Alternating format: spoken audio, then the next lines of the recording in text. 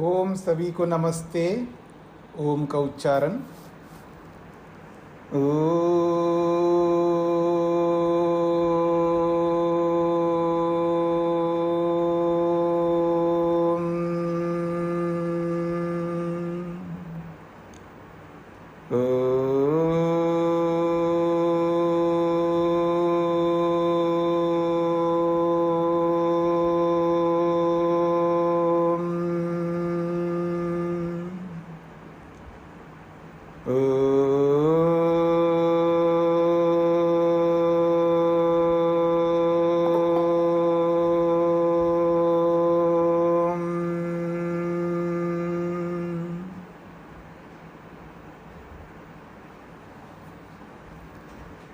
न्याय दर्शन के प्रथम अध्याय के प्रथम आन्निक के प्रथम सूत्र को लेकर के हम विचार कर रहे हैं। प्रमाण प्रमेय संशय, इस सूत्र को आप में से कितने लोगों ने याद किया? यदि सूत्र याद नहीं है तो इस सूत्र में जितने पदार्थ हैं वो सारे पदार्थ कितने लोगों को याद हैं वो हाथ खड़ा कर सकते हैं।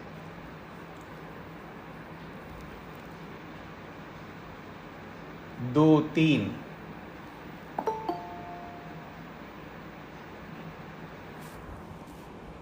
ये तो बहुत गलत बात हो गई। यानी शास्त्र का जो सिद्धांत है, कितने पदार्थ होते हैं और जिन पदार्थों को हम पढ़ने जा रहे हैं वो पदार्थ आपको याद नहीं हुए। 2 दिन मिल गए आपको, एक अवकाश का दिन भी मिल गया आपको, फिर भी आपने याद नहीं किया, तो ये तो गलत बात हो गई ना। गृह कार्य नहीं करोगे तो कैसे काम चलेगा? इन 16 पदार्थों को आपको आधी रात को भी उठा करके कोई पूछे तो भी आप बता सके। याद करिएगा, ऐसा नहीं चलेगा। बहुत सरल है ना। प्रमाण प्रमेय संशय प्रयोजन दृष्टांत सिद्धांत अवयव तर्क निर्णय वाद जल्प वितंडा हेत्वाभास छल जाति और निग्रह स्थान। ठीक है जी। तो ये 16 तत्व हैं। प्रमाण प्रमेय संशय प्रयोजन दृष्टांत सिद्धांत अवयव तर्क निर्णय वाद जल्प वितंडा हेत्वाभास छल जाति और निग्रह स्थान।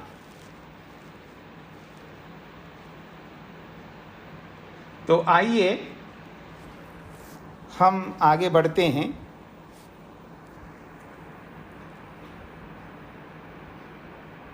पिछले प्रसंग में स्पष्ट किया था कि आत्मा आदि जो 12 प्रकार के प्रमेय हैं, जो आगे 9वें सूत्र में बताए गए, 12 प्रमेयों के तत्वज्ञान करना हम सबका कर्तव्य है। तो इन 12 प्रकार के प्रमेयों का तत्वज्ञान से मनुष्य को मुक्ति मोक्ष यानी निःश्रेयस की प्राप्ति होती, ये बात कही है। और इस बात को आगे बताएंगे दूसरे सूत्र में ही कि कैसे तत्वज्ञान होता है और किस प्रकार से तत्वज्ञान करना चाहिए। और ये भी बताया है कि दुख क्या है और दुख के कारण क्या है। हेयम तस्य निर्वर्तकम हानम आत्यंतिकम तस्य उपाय अधिगंतव्य। इन चारों को जानना चाहिए। इति एतानि चत्वारि अर्थपदानि सम्यक् बुद्ध्वा निःश्रेयसम् अधिगच्छति मनुष्यः। इति एतानि चत्वारि अर्थपदानि मनुष्यः सम्यक् बुद्ध्वा सम्यक् ज्ञात्वा विचार्य अवगमनं कृत्वा व्यवहारे आनीय यदि कोपि मनुष्यः चलिष्यति चेत् निःश्रेयसं मोक्षम अधिगंतुम शक्नोति। तो आइए एक प्रश्न उपस्थित किया जा रहा है। जो 16 प्रकार के तत्व बताए प्रमाण से लेकर के निग्रह स्थान तक, तो आप देखेंगे, इसको पढ़ेंगे प्रमाण, प्रमेय, संशय, प्रयोजन, दृष्टांत, सिद्धांत, अवयव, तर्क, निर्णय, वाद, जल्प, वितंड, हेत्वाभास, छल, जाति, निग्रह स्थान। तो ये 16 तत्व बताए हैं। इस पर एक प्रश्न प्रस्तुत किया जा रहा है। तत्र इन 16 पदार्थों में प्रमाण और प्रमेय इन दोनों को छोड़ करके जो बाकी जो 14 है तत्व हैं, संशयादि नाम, तो संशय से लेकर के निग्रह स्थान तक 14 बनते हैं। इन 14 तत्वों को पृथक वचनम अनर्थकम, इनको अलग से पढ़ना व्यर्थ है। इनको अलग से आपने पाठ किया है या इनको अलग तत्व माना है, ऐसा मानना व्यर्थ है, कोई मतलब का नहीं। प्रश्नकर्ता क्या कहना चाहता है? दो ही चीज है, एक प्रमाण है और एक प्रमेय है। बस दो तत्व मान लेते हैं आप। दो तत्व ना मान करके हमारी स्मृति को आपने बढ़ा दिया, यानी याद करने के लिए आपने 16 बना दिया। दो ही बना देते ना, सरल होता है, प्रमाण और प्रमेय। अपने 16 तत्व बनाए, अब 16 तत्वों को याद रखना है। वो कहता है याद करने की तो दूर की बात है, ये कहना चाहते हैं इन 16 तत्वों में प्रमाण और प्रमेय इन दोनों को छोड़ने के बाद संशय से लेकर के निग्रह स्थान तक इनको जो अलग तत्व माना है, पृथक वचनम, इनको पृथक अलग पदार्थ माना है आपने और इनको अलग पढ़ा है सूत्र में, अनर्थकम, व्यर्थ पढ़ा है आपने। ये अनर्थक है, अर्थात व्यर्थ है। अलग से इनको कहने की कोई आवश्यकता नहीं है। क्यों? संशयादयो यथासंभवम प्रमाणेषु प्रमेयेषु च अंतर्भवन्तो न व्यतिरिच्यन्ते इति। वो कहते हैं इनको अलग पढ़ने का कोई मतलब ही नहीं है ना, अलग क्यों आपने इनको बोला है? क्योंकि संशयादि जो 14 तत्व है यथासंख्यम, यथासंख्यम का मतलब है कोई प्रमाण में आ सकता है, कोई प्रमेय में आ सकता है। ये यथासंख्यम, जो जिसमें आ सकता हो, जिसके अंतर्गत जा सकता हो। तो वो दो ही चीज़ है, प्रमाणेषु प्रमेयेषु च। कोई इसमें प्रमाण के अंतर्गत आ जाएगा, कोई इसमें प्रमेय के अंतर्गत चला जाएगा। न व्यतिरिच्यन्ते, प्रमाण और प्रमेय से अलग नहीं है ये 14 तत्व। इनको अगर आप ध्यान से पढ़ेंगे, समझने का प्रयत्न करेंगे, जो प्रमाण की परिभाषा की थी पीछे, प्रमाण किसे कहते हैं, चार बातें बताई थी ना, प्रमाण, प्रमाता, प्रमेय और प्रमिति। तो प्रमाण की परिभाषा की और प्रमेय की परिभाषा की ना पीछे भूमिका में। तो प्रमाण, प्रमेय, प्रमाता और प्रमिति, उनमें से जो प्रमाण की परिभाषा की है संक्षेप से और जो प्रमेय की परिभाषा की है, तो संशय को, प्रयोजन को, दृष्टांत को, इन 14 तत्वों को आप देखेंगे तो कोई तो प्रमाण में आ जाएगा और कोई प्रमेय में आ जाएगा। तो जब इन्हीं में आ जाएंगे सारे 14 तत्व, तो फिर आपने अलग से क्यों पढ़ा है? आपने अलग से पढ़ना व्यर्थ हो गया। ये प्रश्नकर्ता का प्रश्न है। इसी बात को कहने के लिए कहता है तत्र का मतलब है इन 16 तत्वों में संशयादि नाम, संशय आदि से लेकर, संशय आदि का मतलब प्रयोजन, दृष्टांत आदि, निग्रह स्थान तक 14 तत्व, पृथक वचनम, इनको अलग से पढ़ना अनर्थकम, व्यर्थ है। कोई अर्थपूर्ण पढ़ा नहीं है, अनर्थक पढ़ा है आपने। क्यों? संशयादयः, ये जो संशयादि 14 पदार्थ है, यथासंभवम, यथासंभव का मतलब क्रम के अनुसार, अर्थात पहले प्रमाण है उसके बाद प्रमेय है। तो इन दोनों में कोई प्रमाण में और कोई प्रमेय में, प्रमाणेषु प्रमेयेषु च अंतर्भवन्तः, कोई प्रमाण के अंतर्भूत होता है यानी प्रमाणों के अंतर्गत आता है और कोई प्रमेयों के अंतर्गत आ जाता है। इन 14 तत्वों में से कोई प्रमाण में अंतर्नीत होता है, अर्थात प्रमाण की वो प्रमाणी है। जैसे मैं उदाहरण बता देता हूँ, अवयव है, जैसे इसमें आप देखेंगे अवयव है, तो इस अवयव को प्रमाणी कहो, अलग से उसको समझने कोई मतलब नहीं है। आप ये जो संशय बोला है ना, ये संशय प्रमेय ही है। तो कोई प्रमेय में जा रहा है, कोई प्रमाण में जा रहा है। न व्यतिरिच्यन्ते, ये प्रमाण और प्रमेय से अलग है ही नहीं ये 14 तत्व। जब प्रमाण प्रमेय ही है तो 2 ही तत्व मानते आप, 16 क्यों बनाया है? ये प्रश्नकर्ता का प्रश्न है। सत्यमेतत्, देखो जी मैं आपकी बात मानता हूँ, स्वीकार करता हूँ। सत्यमेतत्, आपका ये वचन जो है सत्य है, बिल्कुल आप अक्षरशः सत्य कह रहे हैं, आप यथार्थ कह रहे हैं आप।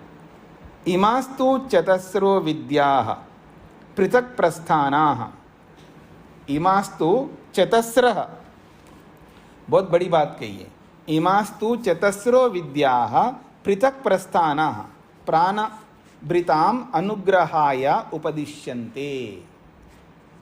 विद्या जो है स्त्रीलिंग में, इसलिए इमाः, इमाः तु, निश्चित रूप से इमाः चतस्रः विद्या, ये जो 4 प्रकार की विद्या है,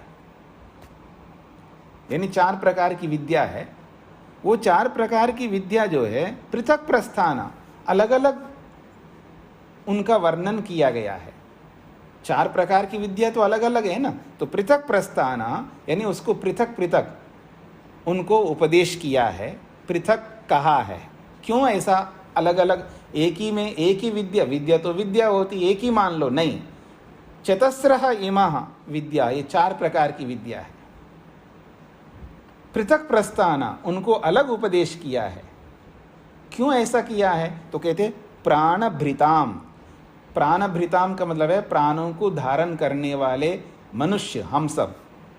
तो प्राणभृताम, प्राणों को धारण करने वाले हम लोगों के, अनुग्रहाय, हमारे अनुग्रह के लिए, हमारी कृपा के लिए, हमारी करुणा के लिए, हमारे कल्याण के लिए। अनुग्रहाय का मतलब है हम सब मनुष्यों के कल्याण के लिए। उपदिश्यन्ते, अलग से उपदेश किया है, अर्थात इन 4 विद्याओं को अलग अलग बताया है, अलग अलग किया है इनको, ये कहना चाहते हैं। तो वो 4 प्रकार की विद्या क्या है? एक है त्रयी विद्या, उसका नाम है त्रयी विद्या। और दूसरी विद्या है वार्ता नामक विद्या। त्रयी विद्या, वार्ता विद्या। त्रयी विद्या, वार्ता विद्या और दंड नीति, ये तीसरी विद्या है दंड नीति। और चौथी विद्या है आन्वीक्षिकी। ये 4 प्रकार की विद्या है। और ये 4 प्रकार की विद्याएं जो है अर्थशास्त्र में बताए गए। जो अर्थशास्त्र, कौटिल्य अर्थशास्त्र जो है, बहुत बड़ा ग्रंथ है कौटिल्य अर्थशास्त्र। कौटिल्य अर्थशास्त्र जो चाणक्य ने इस शास्त्र को बनाया है, तो कौटिल्य अर्थशास्त्र में 4 प्रकार की विद्याएं बताई। एक का नाम है त्रयी विद्या, दूसरे का नाम है वार्ता, तीसरी का नाम है दंड नीति और चौथी विद्या है आन्वीक्षिकी। त्रयी विद्या का मतलब है वेद त्रयी। 3 प्रकार की वेद है ना, 3 प्रकार के वेद हैं। 3 प्रकार के वेद, बिल्कुल 3 प्रकार के वेद हैं। एक तो ज्ञान के रूप में वेद है, एक कर्म के रूप में वेद है, एक उपासना के रूप में वेद है। तो त्रयी विद्या का मतलब है 3 विद्याएं हैं, यानी 3 विषय है हमारे सामने। यानी ज्ञान किसे कहते हैं, कर्म किसे कहते हैं, उपासना किसे कहते हैं, इनको बताने वाले 3 वेद है, उसको त्रयी विद्या कहते हैं। ये 3 प्रकार की विद्या है। यह है त्रयी विद्या के नाम से वेदों को बोला है। एक है वार्ता। वार्ता का मतलब है जो वाणिज्य को बताने वाली विद्या, व्यापार को बताने वाली विद्या। व्यापार क्या होता है, व्यापार, बिजनेस। तो वाणिज्य विद्या को बताने वाली जो विद्या है उसको वार्ता कहते हैं।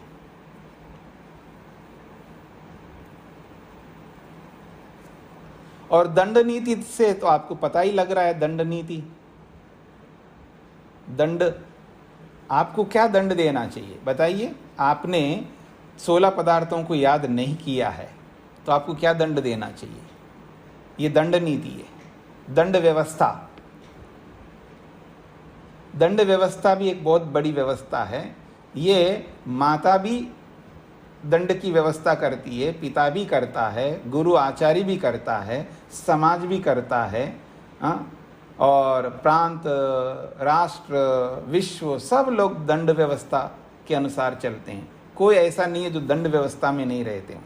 तो दंड नीति जो है, दंड की व्यवस्था, यानी किसको क्या दंड होना चाहिए, किस व्यक्ति को किस प्रकार का दंड होना चाहिए, कैसा कर्म है कैसा दंड हो। तो ये जो दंड व्यवस्था है ये बहुत बड़ी व्यवस्था है, और दंड व्यवस्था के कारण से दुनिया चल रही होती है। तो दंड नीति जो है ये तीसरी विद्या है। चौथी है आन्वीक्षिकी विद्या, और आन्वीक्षिकी विद्या को कहते हैं न्याय विद्या, जो इस शास्त्र में है। आन्वीक्षिकी विद्या का मतलब है न्याय विद्या, जो इस शास्त्र में है। तो ये 4 प्रकार की विद्या हैं जो कौटिल्य अर्थशास्त्र में बताई गई हैं, उसकी ओर यहाँ पर संकेत किया है। सत्यमेतत्, आपने जो बात कही है सत्य बात है कि संशय आदि 14 तत्व जो है ये प्रमाण प्रमेय में ही आ जाते हैं। लेकिन क्या करें, विद्या को थोड़ा समझने का प्रयत्न करो तो आपको ये समझ में आ जाएगा कि हमने प्रमाण प्रमेय के अंतर्गत आते हुए भी अलग क्यों पढ़ा। ये बात आपको समझ में आएगी जब आप 4 प्रकार की विद्याओं को समझोगे। ये कहना चाहते हैं उत्तर के रूप में। सत्यमेतत् कहकर के आपने बात तो सही कही है कि प्रमाण प्रमेय के अंतर्गत ही आते हैं बाकी 14 तत्व, फिर भी हम जो कहना चाहते हैं उसको समझने का प्रयत्न करो कि ये जो विद्याएं हैं ये 4 प्रकार की विद्याएं हैं, और पृथक प्रस्थाना उनको अलग उपदेश किया गया है। क्यों ऐसा किया है? प्राणभृताम अनुग्रहाय, हम सबके कल्याण के लिए। एक ही प्रकार से उपदेश करते हैं तो हमारा कल्याण नहीं होगा। इतने दूध के धुले हुए हम लोग नहीं हैं कि एक बात बता दिया तो आपको समझ में आए। बड़ा कठिन होता है जी आदमी को समझाना। दूसरे से वो अपेक्षा तो बहुत रखता है, हाँ याद रखना, दूसरे से तत्काल अपेक्षा रखता है। अगर मान लीजिएगा क्लास के बाद में मैंने रिकॉर्डिंग नहीं भेजा है ना, तो मेरे पास मैसेज आते रहते हैं। मतलब इतना व्यक्ति विद्यानिष्ठ है, ऐसा लगता है कि वीडियो आए, मतलब रिकॉर्डिंग आए नहीं है, हम तो डूब गए। हाँ, रिकॉर्डिंग आना ही चाहिए। और फिर उनको बोलता हाँ जी भेजेंगे, चिंता मत करना। ऐसा तो है नहीं, एक दिन का मतलब रिकॉर्डिंग नहीं आए तो 2 दिन नहीं आए, 3 दिन नहीं आए, 5 दिन नहीं आया, 10 दिन नहीं आया, ऐसा तो कभी नहीं हुआ ना, कभी नहीं हुआ। ठीक है, आज नहीं आए तो अगले दिन आ ही गया है, और नहीं आए तो उसके पीछे कोई ना कोई कारण था। ऐसे ही आलस्य करके प्रमाद करके नहीं भेजा, ऐसा बिल्कुल नहीं होता है। मैं तो तुरंत ही भेज देता हूँ, लेकिन कभी ऐसा हो जाता है किसी कारणवश, लेकिन आप लोगों का आ जाता है। और जब मैं किसी बात को आपको बोलता हूँ जी मेरा ये काम करिएगा, 1 दिन नहीं, 2 दिन नहीं, 2 महीने हो जाते हैं, आप करते नहीं। 2 महीने हो जाते हैं, आप अभी तक भी आपने नहीं किया, ऐसा भी काम है। मैंने कहा जी आप कृपा करके हमारे को वो भेज दीजिएगा, जो भी आपने भेजा है पैसा उसका डिटेल मेरे को भेज दीजिएगा। अभी भी मैं कई लोगों को तो व्यक्तिगत भी भेजा मैंने कि आपका आया नहीं जी, भेज दीजिएगा। करते करते आज भी वो काम बंद है, अभी भी पूरा हुआ नहीं है, आप सोच सकते हैं।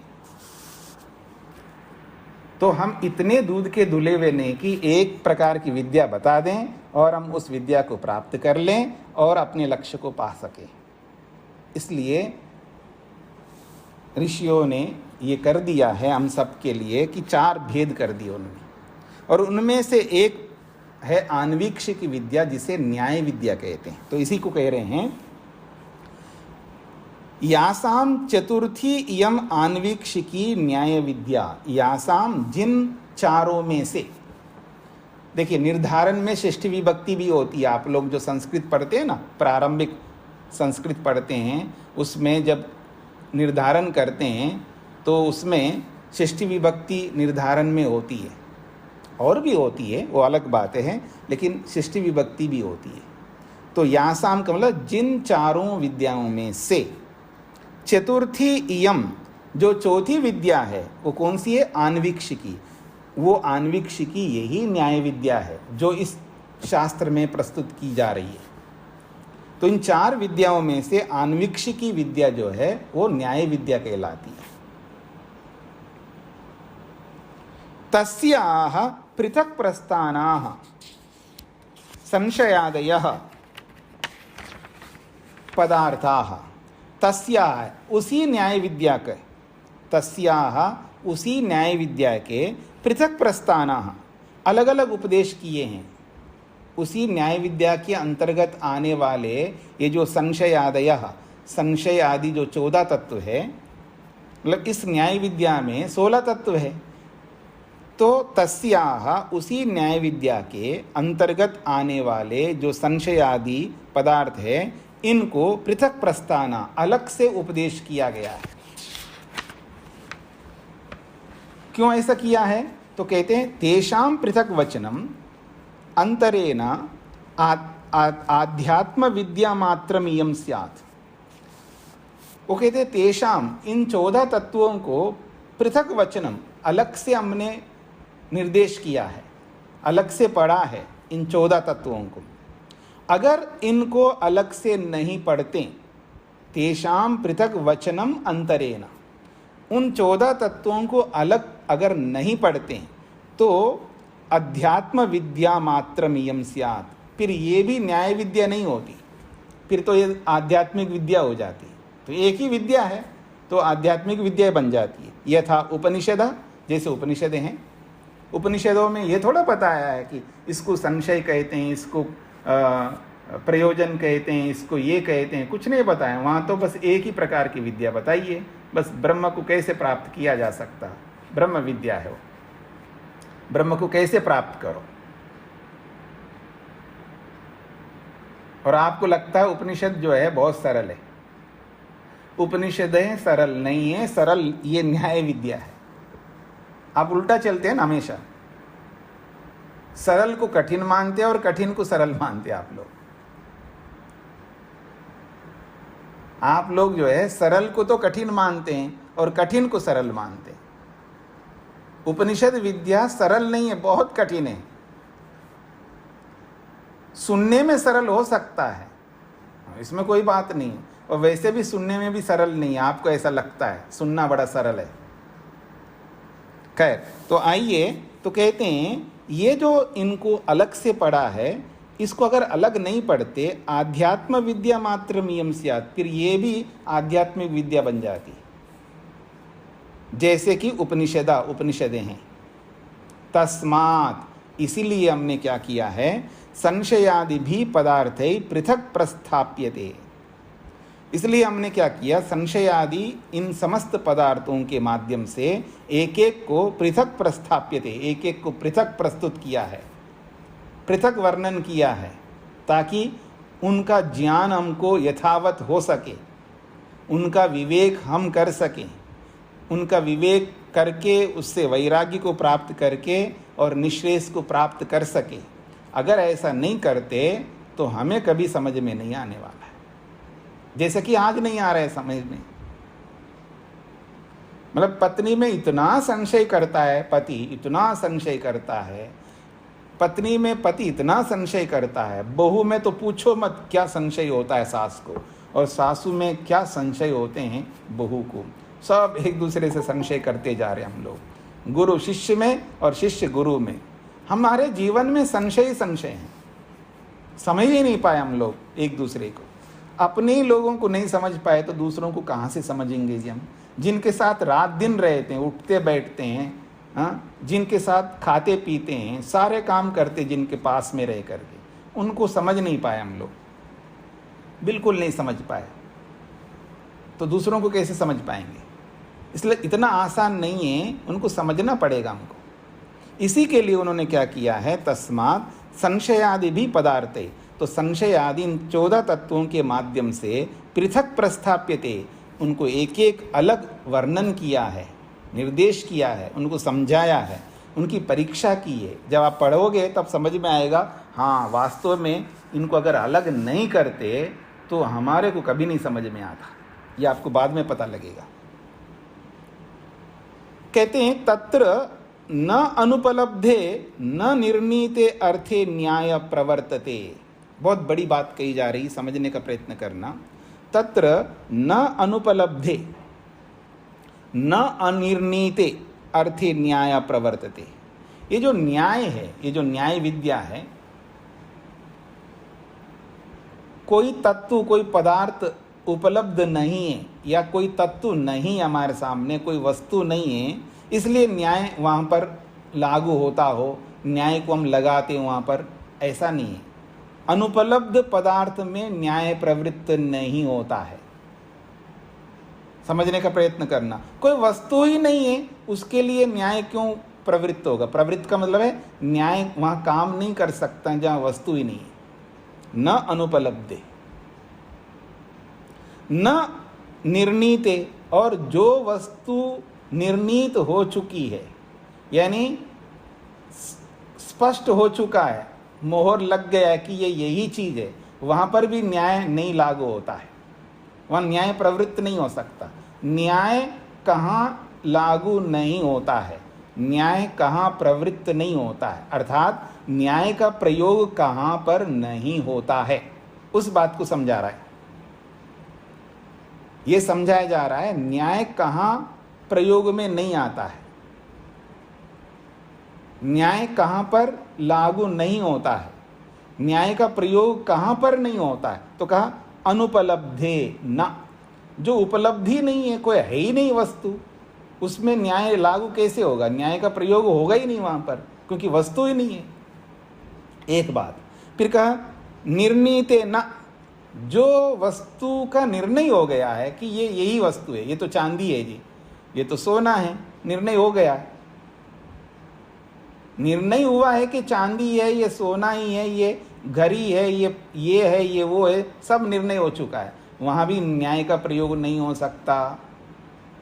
अनुपलब्ध वस्तु में न्याय का प्रयोग नहीं हो सकता, निर्णीत वस्तु में न्याय का प्रयोग नहीं हो सकता। इसी बात के लिए कहा तत्र न अनुपलब्धे न निर्णीते अर्थे न्यायः प्रवर्तते।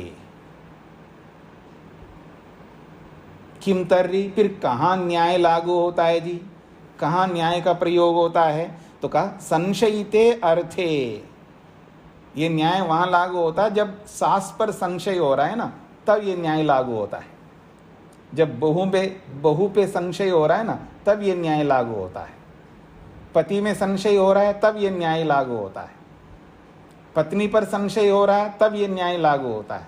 जहां जहां संशय वाली वस्तु है, चाहे वो पति हो, पत्नी हो, मनुष्य हो, पशु हो, पक्षी हो, चाहे सोना चांदी मकान आदि कुछ भी हो, जो संशय हो रहा है, जिसमें संशयित पदार्थ है, संशयित वस्तु है, जिसमें हमें संशय हो रहा है, हमें समझ में नहीं आ रहा है, हम निर्णय की स्थिति में नहीं पहुंच पा रहे, निर्णय हुआ ही नहीं है, संशय ही बना हुआ है, वही न्याय लागू होता है। तो ये कहा किम तर्हि, फिर संशय कहाँ प्रयोग में आता है?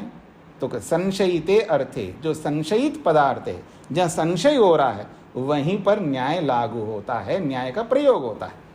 यथा उक्तम, जैसा कि संशय की परिभाषा में स्पष्ट कह दिया।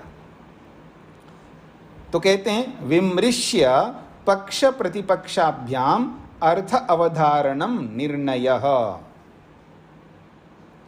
निर्णय किसको कहते हैं जी? निर्णय की परिभाषा है ये परिभाषा सूत्र है। इसी प्रथमान्निक का 41वां सूत्र है, निर्णय को समझाने के लिए वो परिभाषा दी है। एक 16 तत्वों की एक एक परिभाषा देंगे आगे। प्रमाण को प्रमाण क्यों कहते, उसकी परिभाषा, संशय को, हर चीज की परिभाषा की करेंगे। तो निर्णय की भी परिभाषा यहाँ पर की है। कहते यथा उक्तम, जैसा कि कहा है, विमृश्य पक्ष प्रतिपक्षाभ्याम अर्थ अवधारणम निर्णय। निर्णय को निर्णय क्यों कहते हैं? तो कहा विमृश्य, विमृश्य का मतलब संशय करके, विमृश्य का मतलब है संशय करके।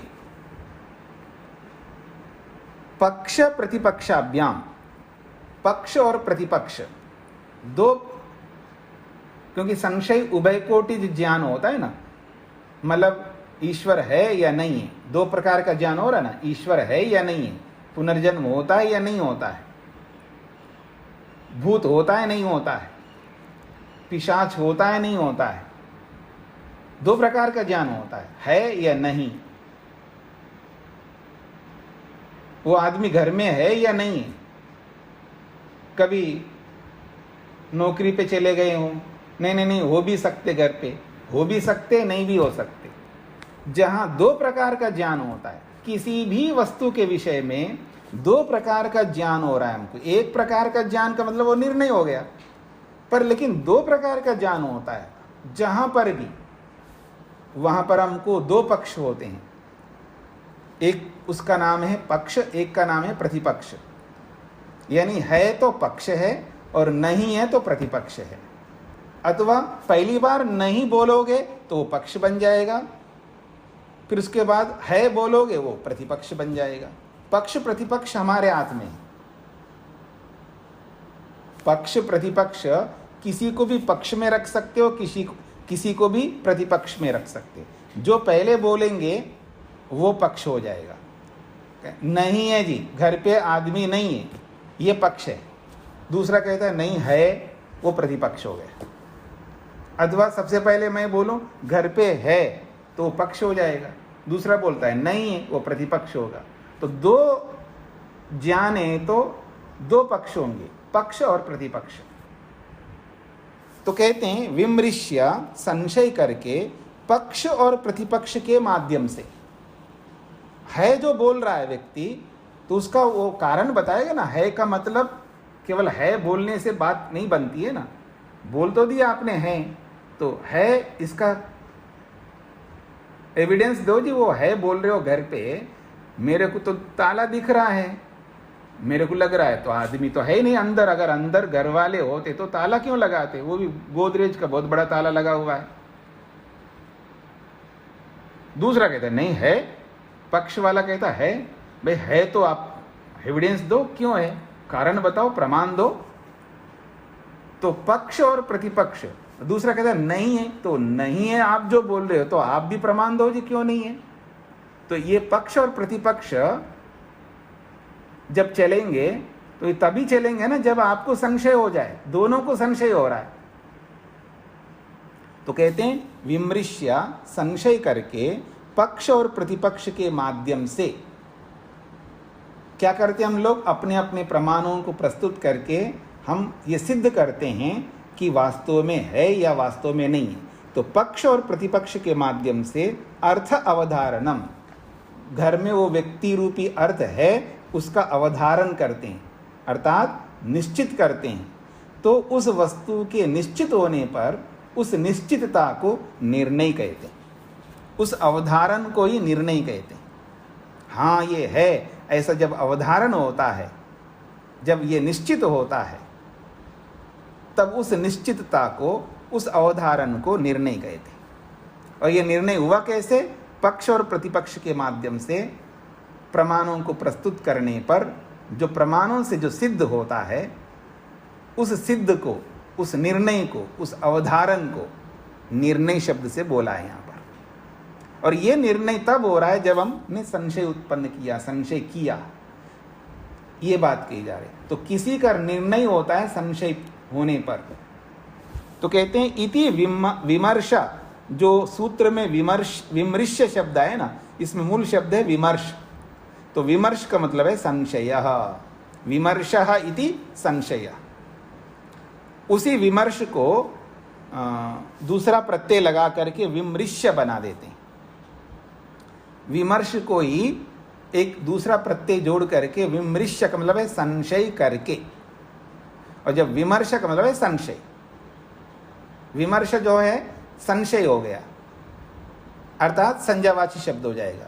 और जब उसको क्रियावाची बनाना है तो उसमें प्रत्यय जोड़ेंगे तो विमृश्य। अब विमृश्य जो है क्रियावाची, संशय करके, ऐसा अर्थ निकलेगा। तो विमर्श का मतलब है संशय। पक्ष प्रतिपक्ष न्याय प्रवृत्ति, ये जो पक्ष और प्रतिपक्ष है यही तो न्याय है। पक्ष और प्रतिपक्ष में न्याय की प्रवृत्ति होती है, अर्थात न्याय चल पड़ता है, वहां पर न्याय का उपयोग किया जा रहा होता है। पक्ष वाले अपने अपने प्रमाण प्रस्तुत करते हैं, प्रतिपक्ष वाले अपने अपने प्रमाण प्रस्तुत करते हैं, तो पक्ष और प्रतिपक्ष इन दोनों में न्याय की प्रवृत्ति हो रही होती है, अर्थात न्याय चल पड़ता है, न्याय काम कर रहा होता है। और अर्थावधारणम निर्णय, अर्थ का अवधारण का मतलब है ये निर्णय।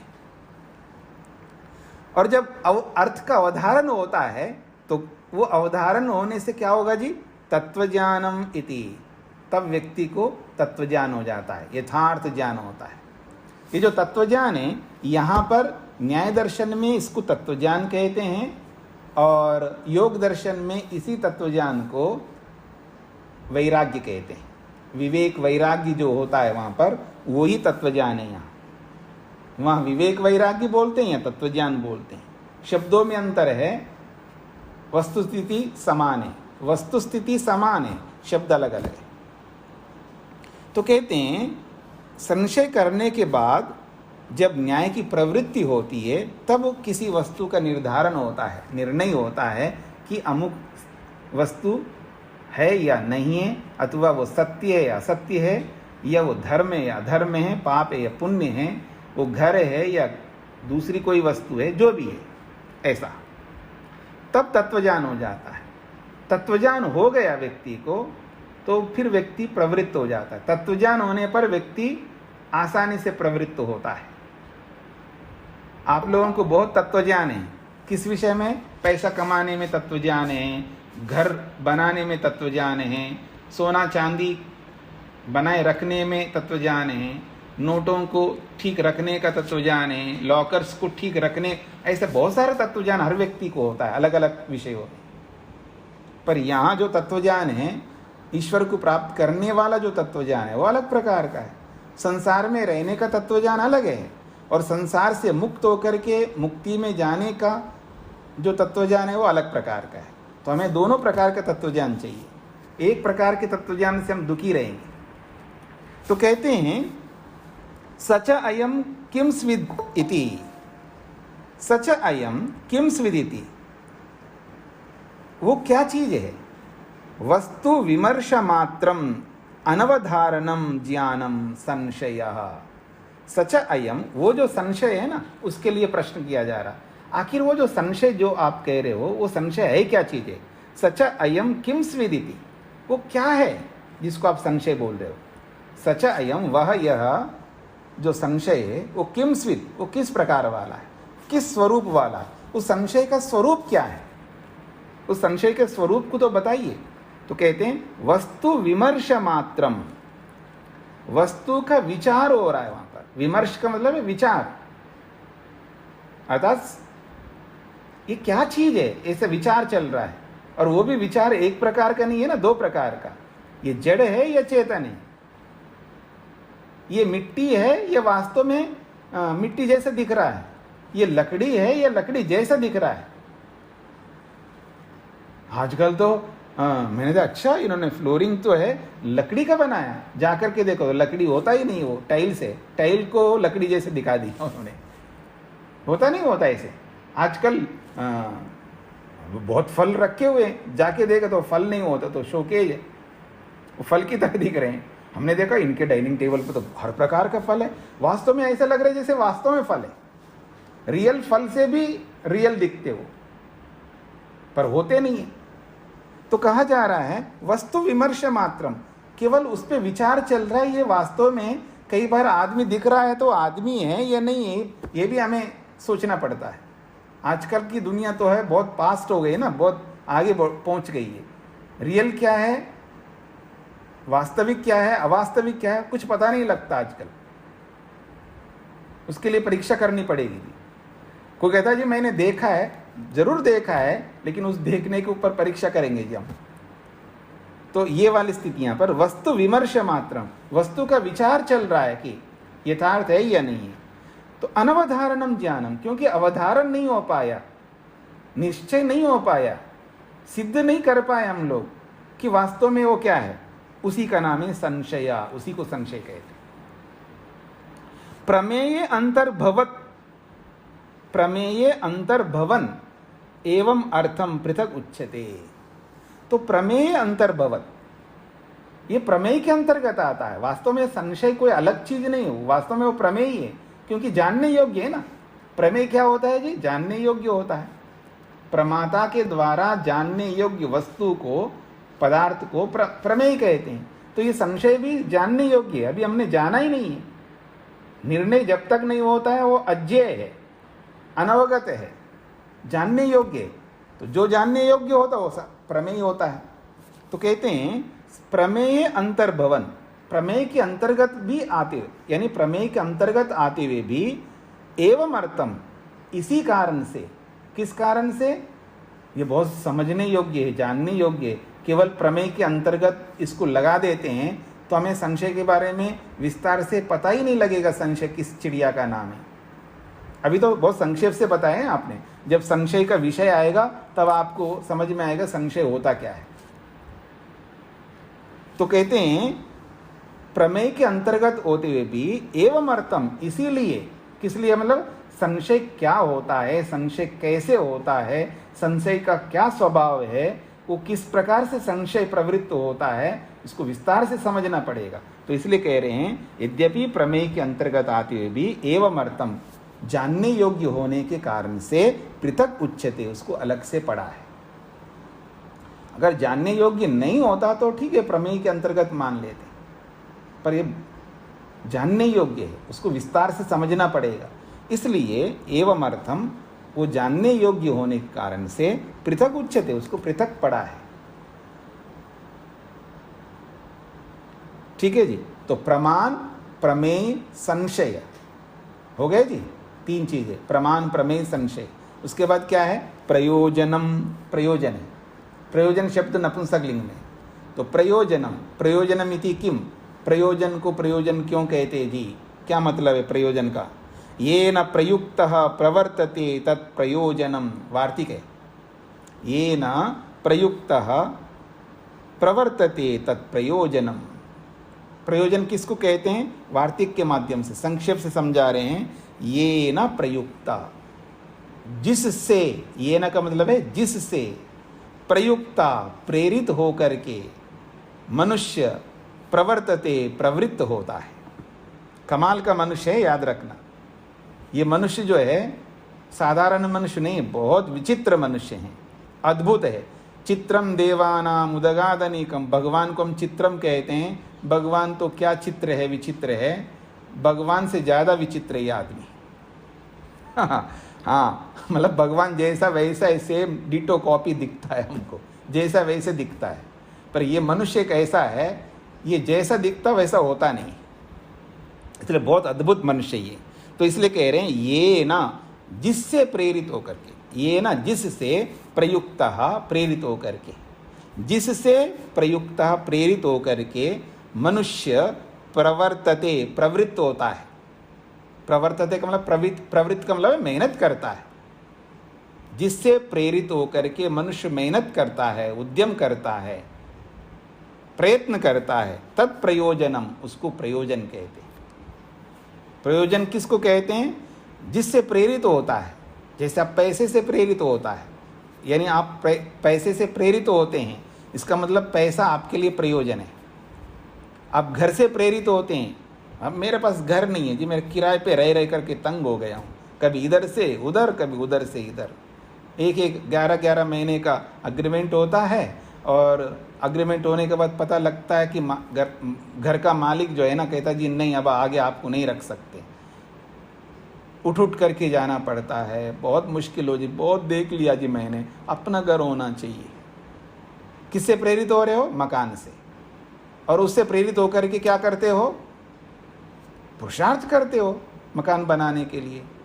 ये अलग बात है कि वो सत्य पुरुषार्थ है या असत्य पुरुषार्थ है, वो आप जाने, पर पुरुषार्थ जरूर करते हैं। तो कहते हैं ये ना जिससे प्रयुक्ता, प्रेरित होकर के मनुष्य प्रवर्तते, मेहनत करता है, प्रवृत्त होता है। जिससे प्रेरित हो रहा है, जिससे, उसको कहते हैं प्रयोजनम, तत्प्रयोजनम। वो प्रयोजन है, चाहे वो मकान के रूप में हो, चाहे वो पैसे के रूप में हो, चाहे गाड़ी के रूप में हो, चाहे किसी भी रूप में हो, उसी को प्रयोजन कहते हैं, जिससे प्रेरित होकर के आप मेहनत करते हैं। इसको अब आगे विस्तार से समझाने का प्रयत्न करते हैं भाष्यकार। वो कहते हैं यम अर्थम अभीप्सन जिहासन व कर्म आरभते। बड़ी अच्छी बात कही जा रही है। यम अर्थम, जिस अर्थ को, अभीप्सन का मतलब है चाहता हुआ, जिस अर्थ को पाने की चाह रखते हुए। ये अभीप्सन शब्द से परिचित हो गए ना आप लोग, पीछे आ चुका है भूमिका में। कहते यम अर्थम अभीप्सन, जिस अर्थ को चाहते हुए मनुष्य, अथवा जिहासन, जिस अर्थ को त्याग करने की इच्छा से। अभीप्सन का मतलब है चाहते हुए, और जिहासन का मतलब है त्याग करने की चाह रखते हुए। एक को प्राप्त करने की इच्छा से और एक को छोड़ने, त्याग करने की इच्छा से। कर्म आरभते, कर्म प्रारंभ करता है, कर्म स्टार्ट करता है व्यक्ति। जिस अर्थ को चाहता हुआ, जिस अर्थ को पाने की इच्छा से। अभीप्सन का मतलब है प्राप्त करने की इच्छा से, जिस अर्थ को प्राप्त करने की इच्छा से, अथवा यम अर्थम, जिस अर्थ को जिहासन, छोड़ने, त्याग करने की इच्छा से। कर्म आरभते, कर्म प्रारंभ करता है। तेन अनेन सर्वे प्राणिना सर्वाणि कर्माणि सर्वाश्च विद्या व्याप्ता। बहुत बड़ी बात कही है। तेना अनेना, उस इस प्रयोजन से। प्रयोजन को तो बताए यहां पर। तेन अनेना, उस इसी प्रयोजन से। सर्वे प्राणिना, सभी प्राणी जुड़े हुए हैं। उसी प्रयोजन के लिए सभी प्राणी हैं, आज मेहनत कर रहे हैं, चाहे कुत्ता गधा घोड़ा सुअर हो या हम जैसे मनुष्य हो। उसी प्रयोजन से सभी प्राणी व्याप्त हैं। फिर कह रहे हैं तेन अनेन सर्वाणि कर्माणि, उसी प्रयोजन के लिए सारे कर्म किए जाते हैं। उसी प्रयोजन को पूरा करने के लिए सर्वाणि कर्माणि, सारे कर्म उसी प्रयोजन को पूरा करने के लिए किए जाते हैं। तो सारे कर्म उसी प्रयोजन से व्याप्त हैं।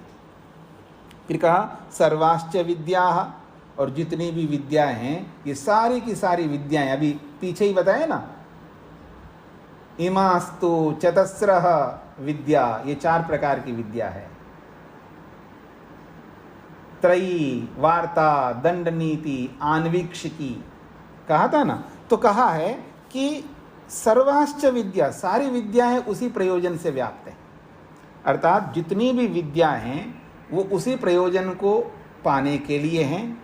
जितने कर्म किए जाते हैं वो सारे कर्म उसी प्रयोजन की सिद्धि के लिए हैं।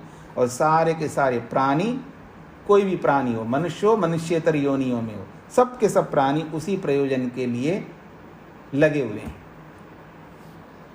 तद आश्रयाश्च न्याय प्रवर्तते, और उसी प्रयोजन को आश्रित करके, यानी उसी प्रयोजन को लक्ष्य करके, उसी प्रयोजन को टारगेट बना करके न्याय विद्या जो है प्रयोग में आती है, या न्याय प्रवृत्त होता है। उसी प्रयोजन को पूरा करने के लिए ही न्याय विद्या प्रवृत्त होती है। ये बात कही जा रही है। स्पष्ट हो रहा है जी? योगेश जी को क्या पूछना है?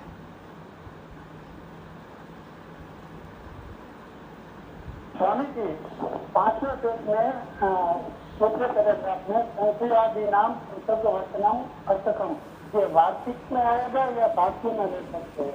किसको पूछ रहे हैं आप? 5वें पृष्ठ पे? हम तो बहुत पीछे चले गए। हाँ जी, चौथा पैराग्राफ है। हाँ जी। संशयादीनाम कृतज्ञवचनम अर्थकम, अनर्थ, संशयादीनाम कृतज्ञ वार्षिक में आएगा या बाकी में ले सकते हैं? वाक्य में भी ले सकते हैं, वार्तिक में भी ले सकते हैं। ये हमारी विवक्षा है। कोई कोई इसको वार्तिक में भी ले लेता है और कोई कोई इसको वचन में ले लेता है, इसलिए मैंने इसको बताया नहीं है। लेकिन इसको वार्तिक में भी ले सकते हैं। अलग अलग मत होते हैं ना, तो किसी का मत है इसको वार्तिक में ले लिया जाए और किसी का मत है वैसे सामान्य वचन माना जाए। जी, तो आगे बढ़ते हैं जी। तो वो जो बोला है कि सारे के सारे प्राणी, सारे के सारे कर्म, सारी विद्याएं उसी प्रयोजन में लगे हुए हैं, अर्थात उसी प्रयोजन के लिए विराजमान है। उसी प्रयोजन को पूरा करने के लिए लगे हुए हैं ये सब के सब। तो आखिर कहते हैं तद आश्रय न्याय प्रवर्तते, और उसी प्रयोजन को आश्रय लेकर के, अर्थात उसी प्रयोजन को सामने रख करके उसी प्रयोजन की सिद्धि के लिए न्याय प्रवृत्त होता है, ये बात कही है। तो अब एक प्रश्न किया जा रहा है, कह पुनः अयम न्याय। अब आप जो न्याय न्याय बोल रहे हो, आखिर ये न्याय है क्या है, किसको कहते न्याय? कह पुनः अयम न्याय, ये न्याय है क्या? थोड़ा बताइए, न्याय के बारे में कुछ बताइए, न्याय किसको कहते हैं? तो कहते हैं प्रमाण अर्थ परीक्षणम न्याय। मैंने भूमिका में बताया था आपको कि आगे स्वयं भाष्यकार कहेंगे, न्याय की परिभाषा करेंगे संक्षेप से, तो ये वो संक्षेप यही है, ये भी वार्तिक है। प्रमाण अर्थ परीक्षणम न्याय कहते हैं प्रमाणों के माध्यम से किसी भी अर्थ की परीक्षा करना, किसी भी वस्तु की परीक्षा करना, किसी भी चीज़ की हम जब परीक्षा करते हैं वो परीक्षा जो है प्रमाणों से होनी चाहिए। बस ये भूल हम कर देते हैं।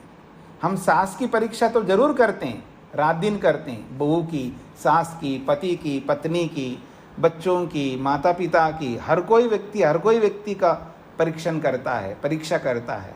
पर वो जो परीक्षण करता है, परीक्षा करता है, वो बिना प्रमाणों के करता रहता है।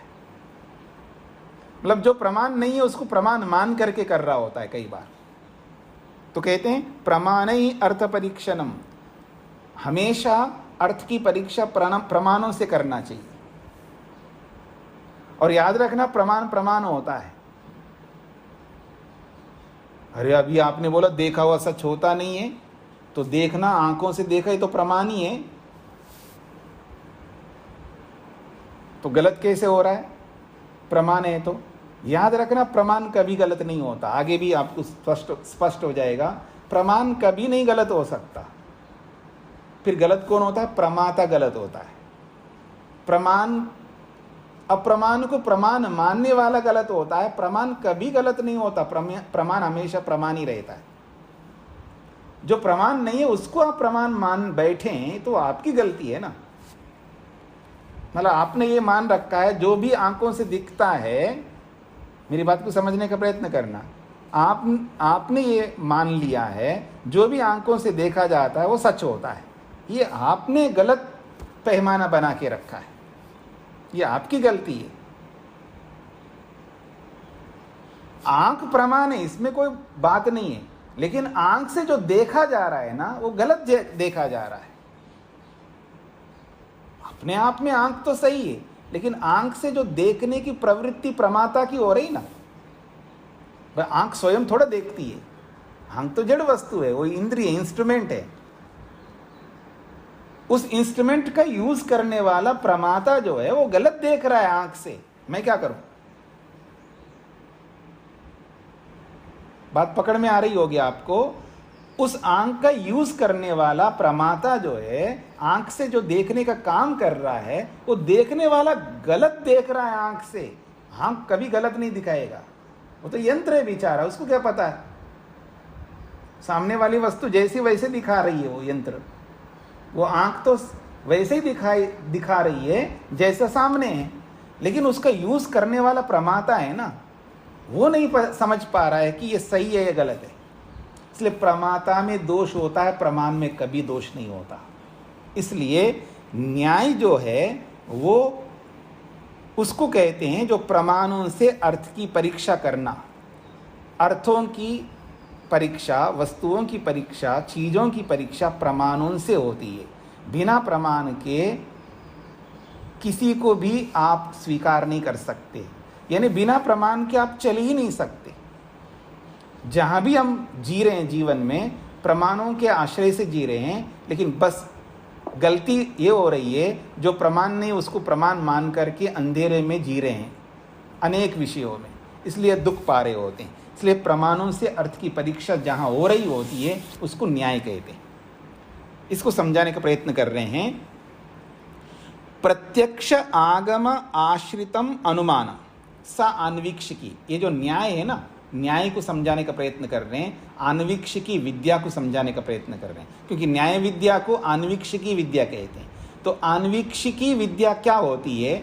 आन्वीक्षा क्या होता है इसको समझाना चाह रहे हैं। प्रत्यक्ष आगम आश्रितम अनुमानम, ये जो जिसको हम अनुमान कहते हैं ना, जिसको भी आप अनुमान कहते हैं, ये अनुमान वास्तव में प्रत्यक्ष और आगम के आश्रित रहता है। अपने आप में अनुमान जो है व्यर्थ है अगर उसके पीछे प्रत्यक्ष ना हो, अनुमान और आगम ना हो। प्रत्यक्ष अनुमान के पीछे प्रत्यक्ष नहीं है, यह अनुमान के पीछे आगम नहीं है, तो वास्तव में वो अनुमान है ही नहीं।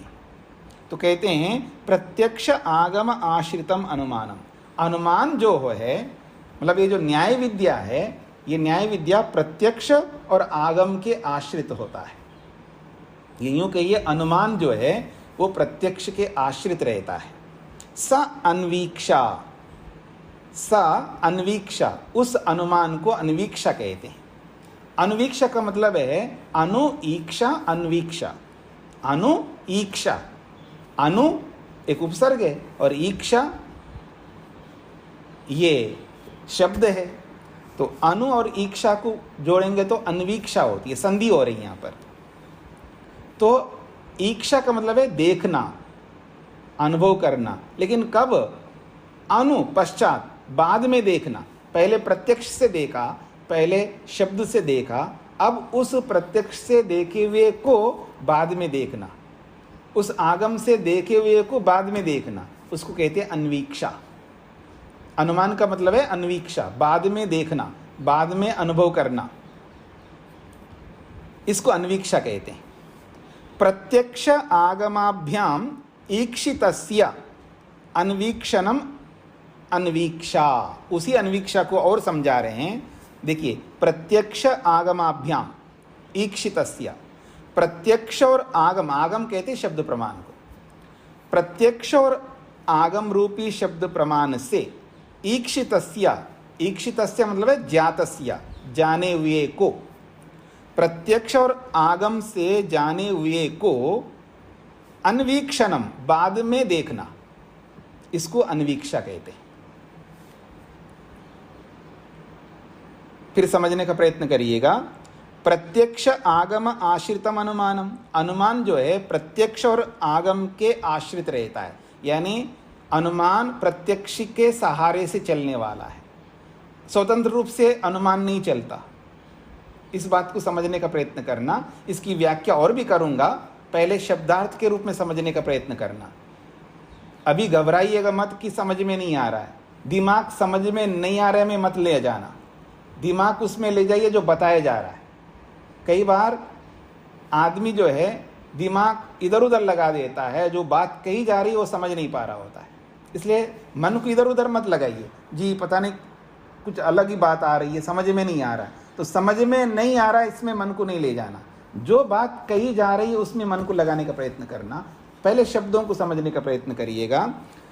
ये जो अनुमान है ये प्रत्यक्ष के आश्रय से चलता, मतलब प्रत्यक्ष के बिना अनुमान नहीं चल सकता, आगम के बिना अनुमान नहीं चल सकता। आगम का मतलब है शब्द प्रमाण। अब फिर आपको प्रत्यक्ष प्रमाण को समझना होगा, आगम प्रमाण को समझना होगा, इतना तो आप समझते ही हैं। तो ये मान करके मैं चल रहा हूं कि अनुमान जो है प्रत्यक्ष के सहारे से चलता है, आगम के सहारे से अनुमान चलता है। इसलिए बोला है कि अनुमान जो है प्रत्यक्ष और आगम के आश्रित रहता है। मतलब जिसके जैसे बेटा जो है माँ के आश्रित है, ये पिता के आश्रित है, ये पत्नी के आश्रित है, खुद काम धंधा नहीं करता, निठल्ला आदमी है, पत्नी कमा रही है, पत्नी के कमाए हुए को खा रही है, तो पत्नी के आश्रित है। कोई पति के आश्रित है, सब किसी ना किसी के आश्रित होते ही है। तो मैंने जो बोल दिया है, मतलब कई बार लोगों को बड़ा दुख होता है जब मैं अब ऐसा बोलता हूँ, पत्नी का कमा रहा है तो मर्द क्या सोचता है कि हम नहीं कमाते, हमारे कमाने को तो पत्नी भी तो खा रही है। विकल्प में मन को ऐसे ले जाता आदमी किसी और चीज, वक्ता का अभिप्राय को नहीं पकड़ता है और अपने ही अभिप्राय जोड़ लेता है, गलत अभिप्राय को ले आता है। मैं कब कह रहा हूं कि भाई पति कमाता है तो पति के आश्रित पत्नी नहीं रहती, बात वो नहीं है। यहाँ पर बीच बीच में मैं कोई ऐसी बात कह देता हूं तो मेरे अभिप्राय को समझने का प्रयत्न करना, मैं किस उद्देश्य से कह रहा हूं, उल्टा अर्थ नहीं लगाने का। तो कहना चाह रहा हूं कि ये जो अनुमान है वो प्रत्यक्ष के सहारे से चलता है, अनुमान आगम के सहारे से चलता, स्वतंत्र नहीं चलता। ऐसे अनुमान को आन्वीक्षा कहते, क्योंकि पहले प्रत्यक्ष होता है उसके बाद अनुमान होता है। मैं आपको एक उदाहरण दे देता हूं, आपको समझ में आता, समय ही हो गया आपका, कि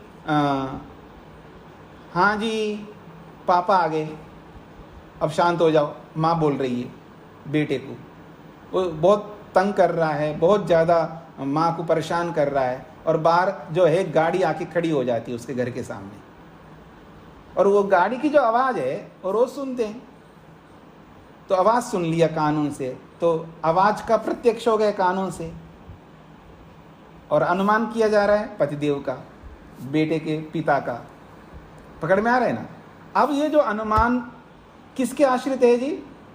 प्रत्यक्ष के आश्रित है, ठीक है ना? तो यही बात कहे जा रहे हैं, प्रत्यक्ष आगम आश्रितम अनुमानम। अनुमान जो है प्रत्यक्ष के और आगम शब्द प्रमाण के आश्रित होता है, उस अनुमान को आन्वीक्षा कहते हैं। बाकी बातें हम फिर समझने का प्रयत्न करते हैं। 16 पदार्थों को याद करके आइएगा। ओम शांति शांति शांति।